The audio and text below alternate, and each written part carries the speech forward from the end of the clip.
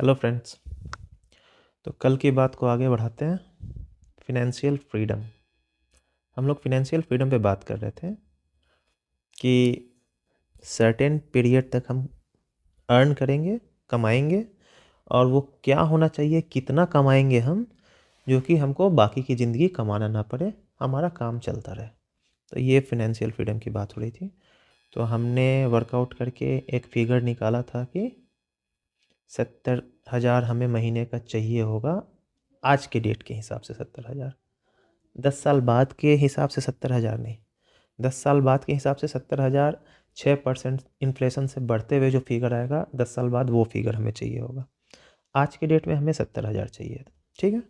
और इस 70,000 को अचीव करने के लिए जो टारगेट मनी हमने कल वर्कआउट किया था, वो 1,40,40,00,000 था, ठीक है।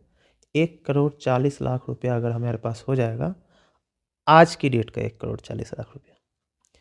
अगर हम 10 साल बाद का सोच रहे हैं तो वो 1,40,40,00,000 नहीं होगा, वो 6% से बढ़ते हुए 10 साल बाद हमारा जो इन्वेस्टमेंट 10 साल बाद 6% से बढ़ते हुए जो फिगर पे पहुंचेगा, उस फिगर पे हमें पहुंचना होगा, ठीक है।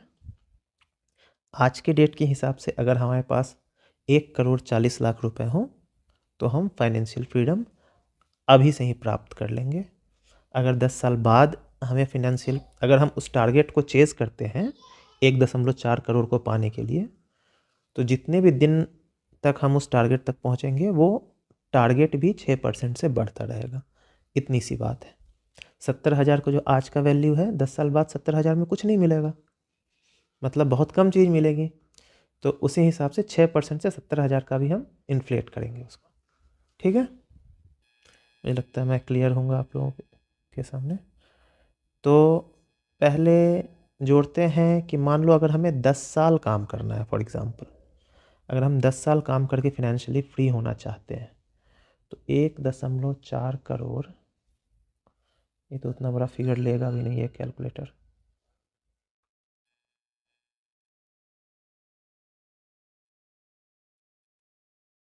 चौदह सौ कर देते हैं सिंपली समझने के लिए। अगर इन्फ्लेशन रेट 6% है मान लीजिए, ठीक है, तो 10 साल बाद 1.4 करोड़ हो जाएगा 2.5 करोड़। अगर हम 10 साल ही काम करते हैं, ठीक है, तो हमारा टारगेट हो जाएगा 2.5 CR। At the end of 10 साल हमारे पास 2.5 CR होना चाहिए, ठीक है। अगर हम मान लो 20 साल काम करना चाहते हैं, 20 साल अगर हम काम करना चाहते हैं मान लो,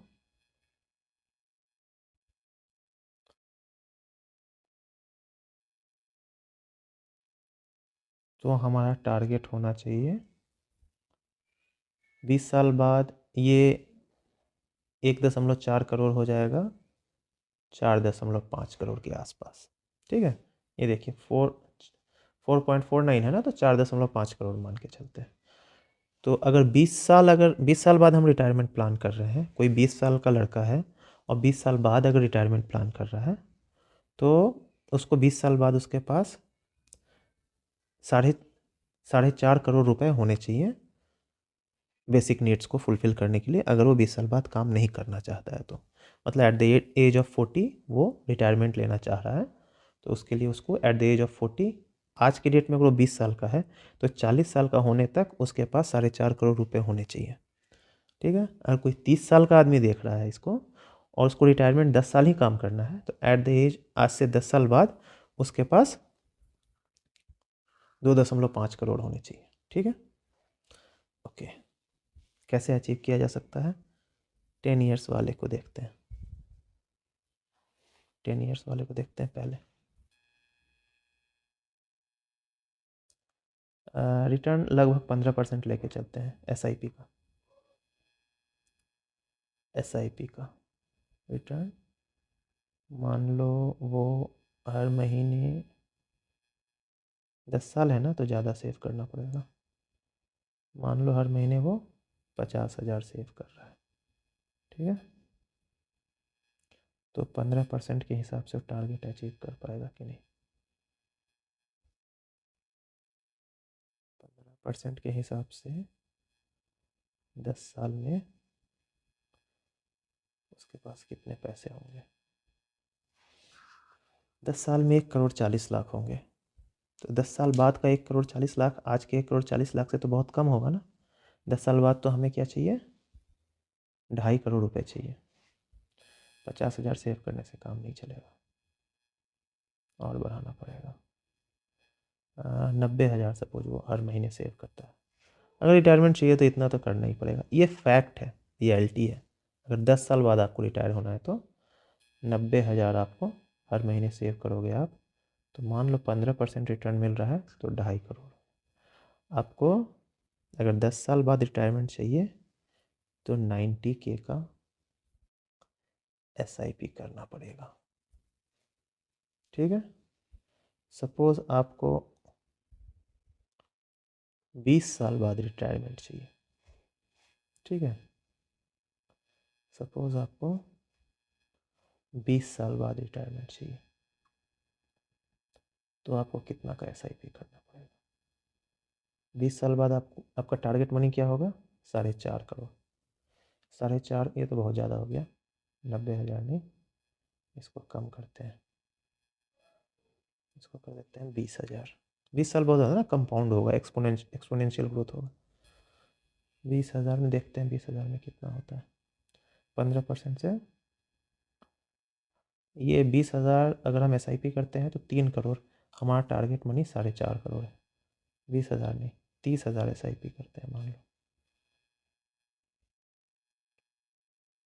हाँ, अगर आप 20 साल बाद रिटायरमेंट लेना चाहते हैं, ये देखिए 4.5 करोड़ के आसपास हो गया, तो आपको लगभग 30,000 का SIP करना पड़ेगा।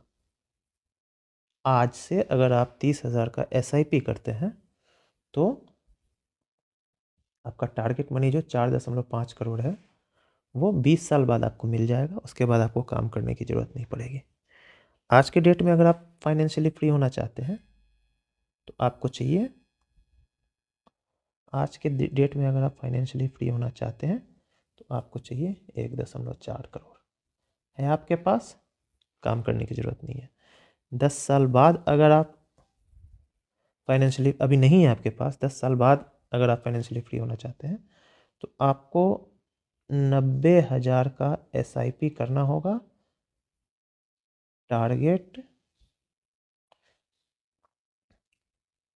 10 साल बाद का टारगेट रहेगा 2.5 CR को अचीव करने के लिए। ठीक है, मैं एक बार समराइज कर दे रहा हूँ। और अगर आप 90,000 का SIP नहीं कर पा रहे हैं तो आप 20 साल बाद का रिटायरमेंट प्लान कीजिए। 20 साल बाद का रिटायरमेंट प्लान करने के लिए आपको 30,000 का SIP करना होगा।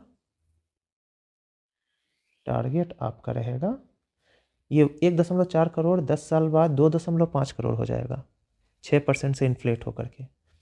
और 20 साल बाद ये हो जाएगा 4.5 करोड़। ठीक है, टारगेट आपका रहेगा 4.5 करोड़। तो आपको 30,000 का SIP करना होगा। समझ गए? आज आपके पास 1.4 करोड़ है, बैठ जाइए, गार्डन में पानी डालिए, गुलाब उगाइए, कोई काम करने की ज़रूरत नहीं है। इस 1.4 करोड़ में से इसका 6% विड्रॉ करेंगे आप मंथली, तो 70,000 रुपये मंथली आपके पास आ जाएंगे। ठीक है, और बचा 70,000 जो 12% के हिसाब से अगर रिटर्न कैलकुलेट करें तो बचा हुआ 70,000 इस 1.4 करोड़ का इन्फ्लेशन बीट करेगा। ठीक है, तो आप 6% विड्रॉ कर रहे हैं। 10 साल बाद अगर आपको रिटायरमेंट चाहिए तो आपको 90,000 का SIP करना होगा आज से, जो 10 साल बाद आपका टारगेट मनी जो 1.4 करोड़ है वो इन्फ्लेट होके 10 साल बाद हो जाएगा 2.5 करोड़। इसको आप 90,000 के SIP से अचीव कर लेंगे। 20 साल बाद ये 1.4 करोड़ इन्फ्लेट होके हो जाएगा 4.5 करोड़, जिसको आप 30,000 के SIP से अचीव कर सकते हैं। ठीक है, होपफुली आप लोगों को समझ में आ रहा होगा। ऐसे अपना सेविंग प्लान कीजिए। ये जो चार्टर्ड अकाउंटेंट्स वगैरह बताते हैं यूट्यूब पे कि आपको 1/3 सेव करना चाहिए, 20% सेव करना चाहिए, कोई ऐसा कोई मापदंड रखने की ज़रूरत नहीं है।